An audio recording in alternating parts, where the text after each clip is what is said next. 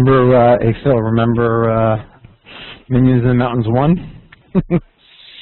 Oh, actually, I missed that one. That was the one. Crested Butte. Crested Butte, yeah, I wasn't there for that one.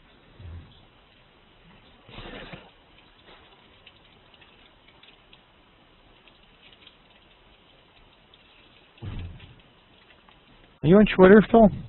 Yeah. What is your? At Fil Zucchi.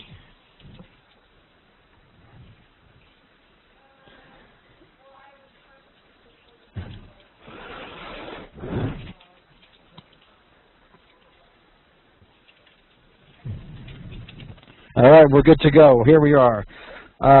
Welcome. Hi. I'm Todd Harrison, the Unicorn, CEO and founder of Minyanville Media, and we're here with the Fireside Chat today. I believe it's December 5th.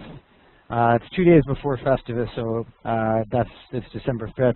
And I'm joined by an old school professor, a good friend of mine. I've known him so long that I knew him when he had an afro. He no longer has an afro, but he's still a really good guy. His name's Fil Zucchi. Phil is the founder of Zebra Investment Advisors and manager of the Zebra Fund, a long-short equity hedge fund. He is a Minyanville resident expert in credit markets. He's a native of Italy, so he brings to us a unique angle as well as a hell of a pasta sauce if you're so inclined. And I welcome you, Phil. Thank you for joining us today from your home. I know you're very busy, and thank you and welcome to the Fireside Chat, your first Fireside Chat, actually. Yep. Thank you for having me, and hello to everyone from beautiful D.C. Yeah, beautiful D.C., home of the Georgetown Hoyas. Phil and I go way back. I'm a Syracuse boy. I bleed orange. I'm number 4 in the country. I don't know where Georgetown is. I don't even know what a Hoya is, but I'll leave that for a separate conversation because I'm sure we'll have plenty of them this season. But Phil, I'm going to jump into it. I got a number of questions coming in here from the faithful. They want to get your touch on a number of things, so I'm going to dive right in. I'm not going to call it a lightning round because we don't do that in Minyanville, but we will try to get a lot of information out there in the next half hour or so. But just to get it out of the way, because it's on the lips of everybody these days, is the fiscal cliff. What are your thoughts in terms of where it's going? I know your crystal ball is in the shop, but there's a lot of noise, a very politically driven headline market. What's your top line take in terms of resolution for the fiscal cliff going into year end? Yeah, I don't have a feel, obviously, for when this thing is going to get resolved. My guess is that it will be resolved sooner than later.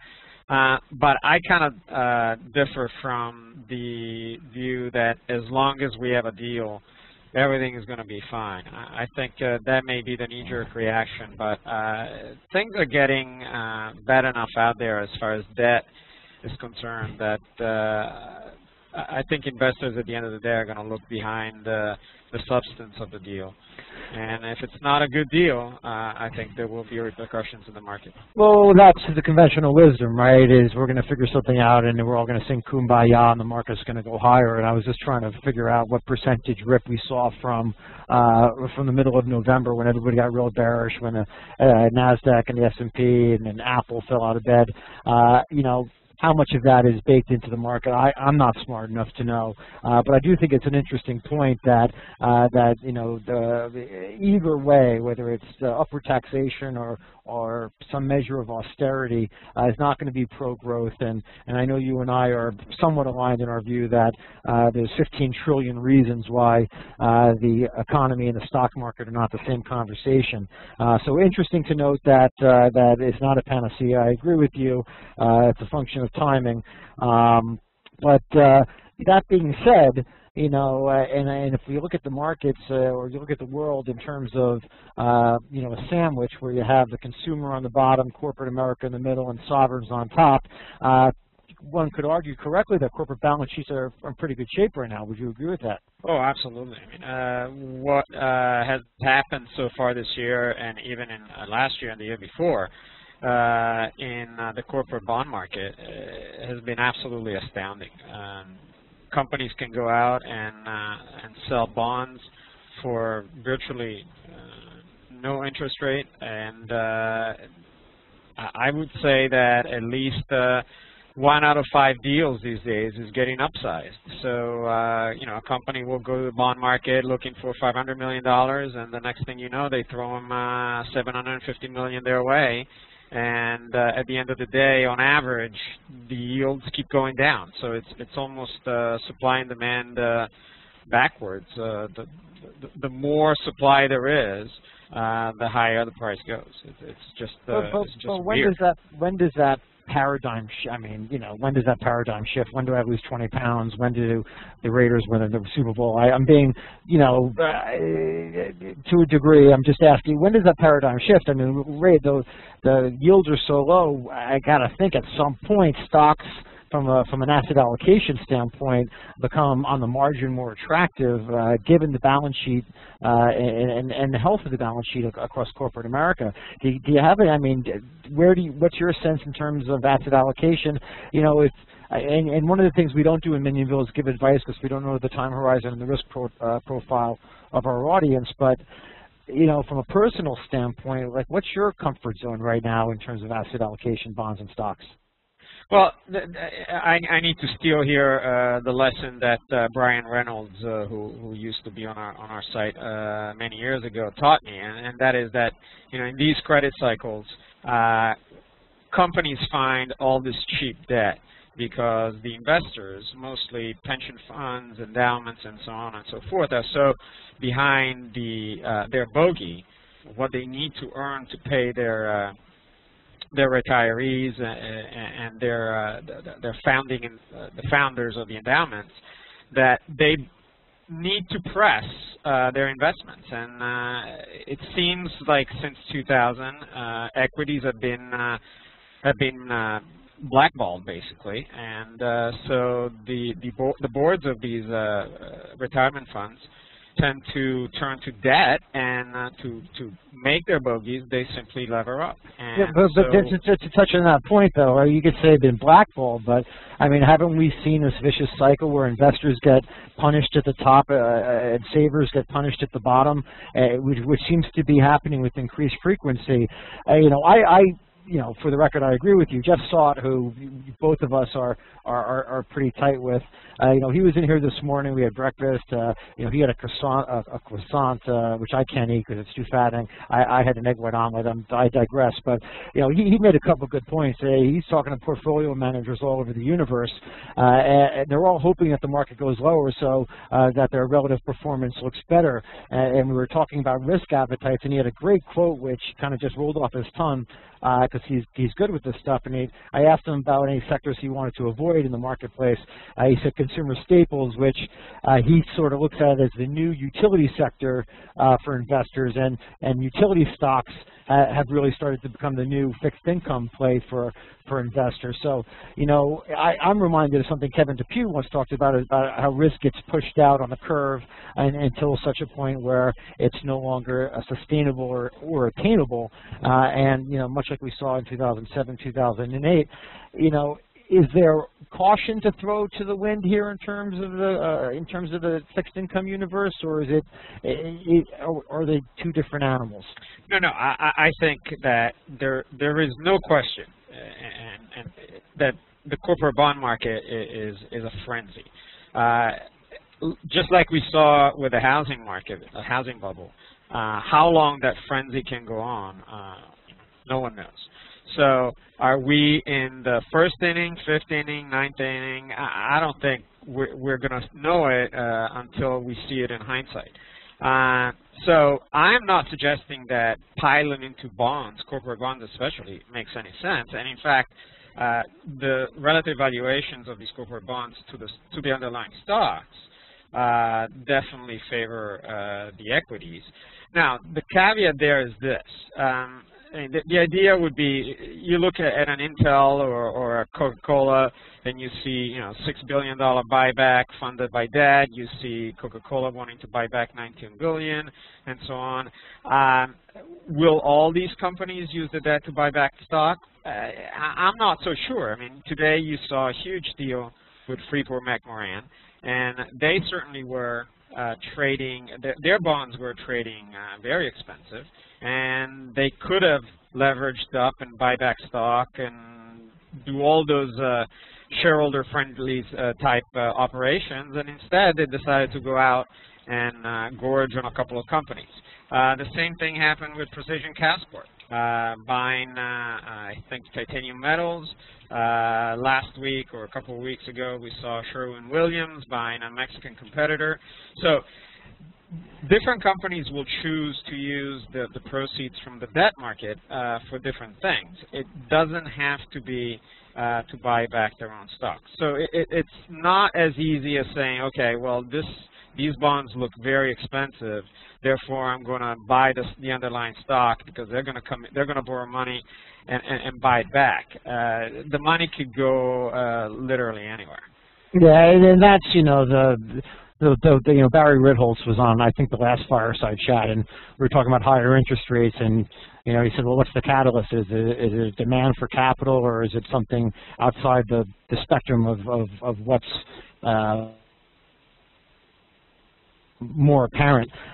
You know, listen, I've been a bit of a contrarian my entire life, and it was very hard you know, as a single man in the city to live that life happily. I've now figured that stuff out.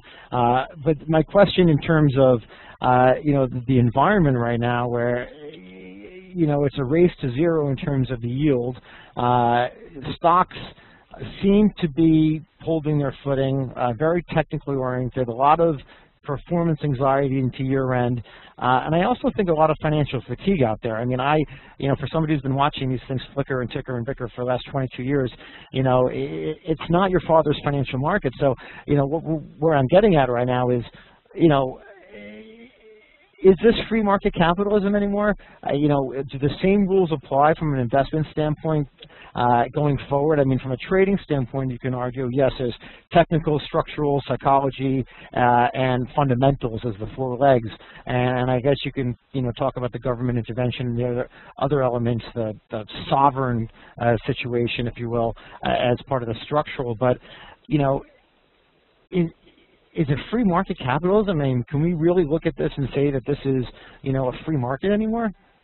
Well, I think it's a free market in the sense that we want to believe, at least, that the sovereigns have not intervened in any massive way, at least in the equity markets. If we talk about the free market, talking about the free equity markets.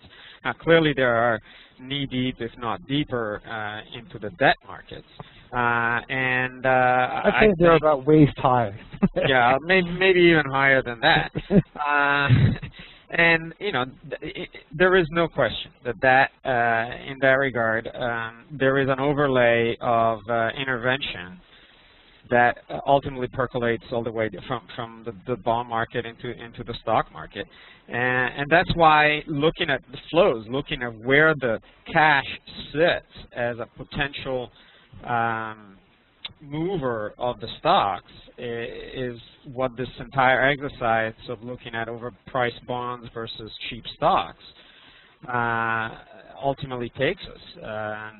We're no longer trying to gauge the earning power of a company, the free cash flow, even the dividends, because to the extent that you pay out dividends by borrowing money, what does that tell us about the strength of the company? Not a whole lot. It just simply tells you, hey, here comes a chunk of money, take it and have a good time.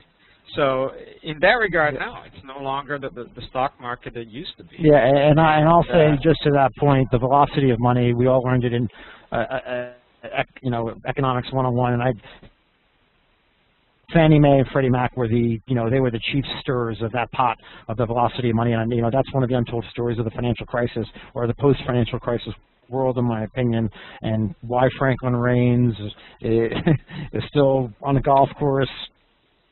I don't know. That's a different conversation. But you're from the motherland. You know, Jeff Todd, who just came back from Europe, said, "Hey, there's no recession. There's a lot of obese people eating in a lot of restaurants, sitting on a lot of trains, shopping in a lot of stores." You know, what's your sense with? And this is actually the question I've been waiting to ask you. You know, today. You know, what's your what's your gut? In Europe, is away from the obvious, from Greece and Portugal owning Greece and Spain owning Portugal and France owning whatever it is, and Germany, they're all interconnected, and by extension, so is the U.S. in the finance-based global economy. How do you see this playing out? Is this just going to fester? Is it going to be a tipping point? Is it going to lead to war? What's your take? You're from there. You know the culture better than I do. It's going to fester, but I think we definitely need to distinguish between countries. Not because I'm from Italy, but I would suggest that Italy is in a far better shape than Spain. Spain's got 25% unemployment. We are in the 11% range. I don't know what the debt levels, the leverage levels are for the individuals in Spain, but I know that in Italy, people have no debt. I mean, you don't buy a house with 20% down. You buy a house with 80% down and 20% in debt, and sometimes not even that much. So I think the average Italian is not in bad shape. Italy is not in a horrible place right now. But isn't, and I'm sorry to interrupt this, I hate when people do that, but isn't the whole conundrum the interconnectedness of the markets and the derivative machination? And I know this, we've been talking about it for years, and we've talked about it for years before the shit hit the fan in 2007. I don't know if I could say that on a webcast, but isn't the whole issue here the fact that we're also connected in the finance-based global economy? That Greece is the size of Rhode Island. Like, who cares about Greece? I mean, I care about Greece, but who cares about the economy of Greece? But isn't it the potential for a domino effect, like dominoes laced with dynamite? Aren't the stakes entirely higher now? Even if it's not Italy in and of itself, but those who own the Italian banks who are leveraged to the hilt with the Spanish banks, with the German banks, with the U.S. banks. Because and there's two sides to this. Mark Dow was on a Fireside chat, and he made me feel entirely more at ease with the situation, because he's like, that's an end game that's not going to play out, and they're going to figure it out. But isn't there, in your opinion, I'll pose it as a question, is there a risk of a contagion on a sovereign level? I think that once the Greece tragedy, so to speak, winds down one way or the other, whether it's yet another default and restructuring, or they throw them out of the EU, whatever it is, I think the focus will turn to Spain. And maybe that's what the European Union is trying to do. They're trying to handle one problem at a time. And the question, the overriding question is Spain too big to contain? I mean, I think we can probably say that Greece was small enough to be contained. You just rhymed there. That was like the Dr. Seuss of financial prognostication. No, I'm being ADD. No, but these are things that keep me up at night. Other than these are some of the things that keep me up at night. We have like 10 minutes or so. We got questions coming out of the yin yang here, so I'm just going to hit them with you, and you have to answer them in 4.5 words or less. You're a big DeMark guy. Tom DeMark Analysis. DeMark went positive on China. China was up 3% last night, I think, or something to that effect. You bullish on China? I do not touch China for one very simple reason. I think, first of all, the accounting over there, as we have seen, it is no accounting. It's whatever they want to make up, and not because of what we have seen so far. I mean, I've got some sources, so to speak, who work with Chinese companies, and they very candidly tell me, stay away. You don't know what you're doing. You don't know what you're getting yourself into, so don't go there. And I think that ultimately the great Chinese experiment will not pan out. I don't know if that's going to happen in 3 years, in 5 years, or in 10 years. But an economy that grows by leaps and bounds because the government says go and build skyscrapers. And there's a lot of kickbacks and a lot of I mean, that's it's just not going to happen. Okay, fair enough. And Jim Chanos, I think, is still bearish on China, so he's with you there. Okay. Trying to just get a couple of questions in here before we sign off, because I know that it's getting late in DC. I'm just trying to find the questions here because I have 8 monitors, but I can't seem to find anything. All right. Well, I'm going to ask you questions that I want to ask because I can't find the monitor here. Do you think we're going to see negative? I know we have negative real interest rates. Do you think we're going to see negative interest rates at a point? Do you think banks are going to charge people to watch their money for them? It certainly has happened in Switzerland, and I don't know if it was a number of times, but it is not impossible. I'm not sure that we want to go there. I mean, the impact on money markets and just the very basic accounts that we use to pay our bills would be a mess. I mean, which bank is going to hold on to a money market operation when So you're saying the unintended consequences would be just too steep. I think it is entirely possible that the Federal Reserve will continue to press rates lower, but I don't think that they will intentionally bring it negative. Yeah. All right, fair enough. Just on a trading basis, and I'm not going to ask you, because this could change, in a New York minute. Any sectors, any stocks, any names you like here into year end? I'm not going to ask you market higher or lower because I don't know if you have an opinion. I don't want to put you on the spot. But you're an active trader. You have a very successful hedge fund in Zebra. What do you like here? Well, I have remained stuck pretty much all year on some names that I've been buzzing about for quite a while. I'd say probably my most favorite story. My favorite story is SanDisk.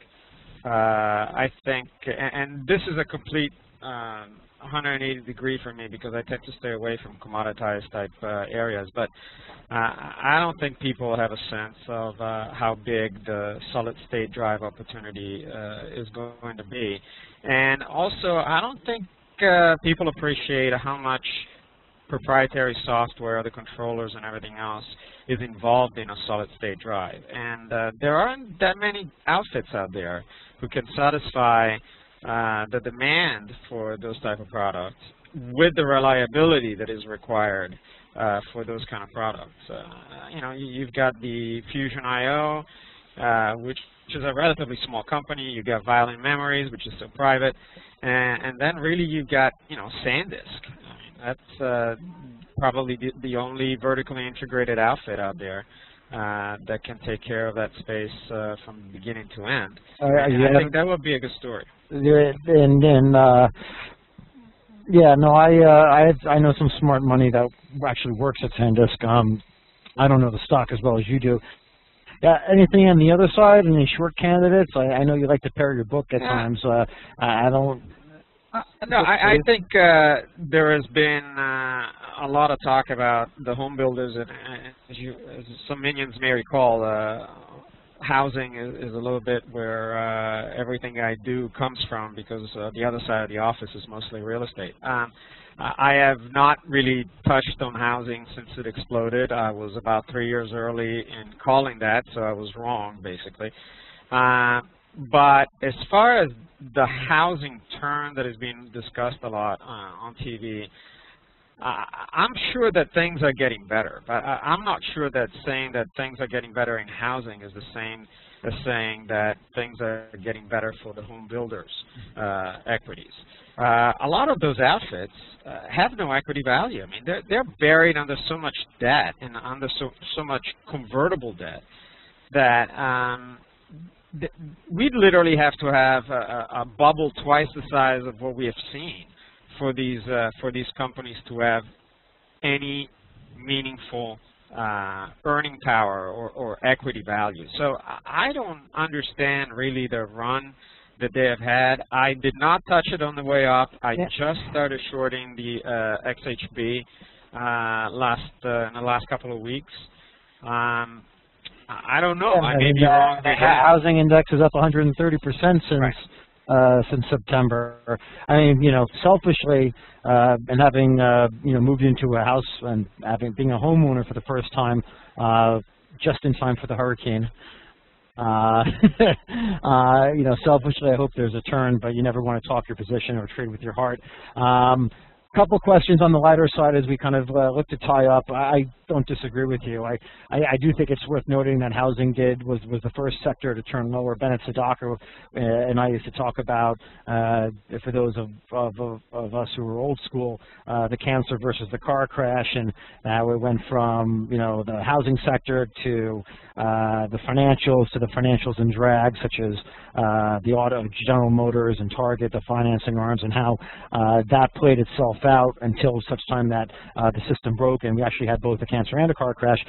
So I do take notice when I see the home builders turn and run 130%. If you believe that the last to fall is the first to rise, or the first to fall is the first to rise. So good proxy there. On a lighter note, considering that in large part that my honeymoon just got canceled because my wife has pneumonia, if I was going to initiate a honeymoon program, and having never been to Italy, do you have any thoughts in terms of where might be a nice place in Italy that I want to check out? I have way more thoughts about that than just about anything else, believe me. I think top 2 or 3 spots. Siena would be my #1 spot. It is truly a unique place. Sorry about the phone here. Siena would be a must-see place. I think Venice is hit or miss, kind of neat, but some people hate it because it smells a lot. And Spoleto, it's another town inside of the same latitude as Rome. Very, very cool place. So those would be 3 places that if you get a chance, go and check them out. It's a lot of good food. I appreciate it. We're talking to Fil Zucchi of Zebra Capital, Zebra Investment Advisors, about everything from housing to the demise of the Georgetown basketball program. And so, Phil, I'd like to thank you for your time. I think we have time for one more question, Michael. If we have time for one more question. Nope, I think we're good. I'm getting the cut from my executive producer, Michael Sadaka. Thank you very much for your time. I am sorry that you will not be able to join us on Friday for Festivus. For those of you out there, Festivus Friday night, all the money is going to go to help children impacted by Hurricane Sandy. It's a kicking time. It's at Hill Country Barbecue in New York City. We got great music, great people, great food, good time, and obviously a great cause. Phil, thank you so very much, not just for this time, but for all of your contributions for the over the course of the last. It's almost been a decade now. I know I speak for a lot of people out there who don't take the time to write, to express my gratitude for everything that you've done to help folks navigate. My pleasure. Thanks for having me, and good luck on your honeymoon at some point. At some point. Thank you. Thank you, and we'll see you tomorrow in Minyanville. Have a good night.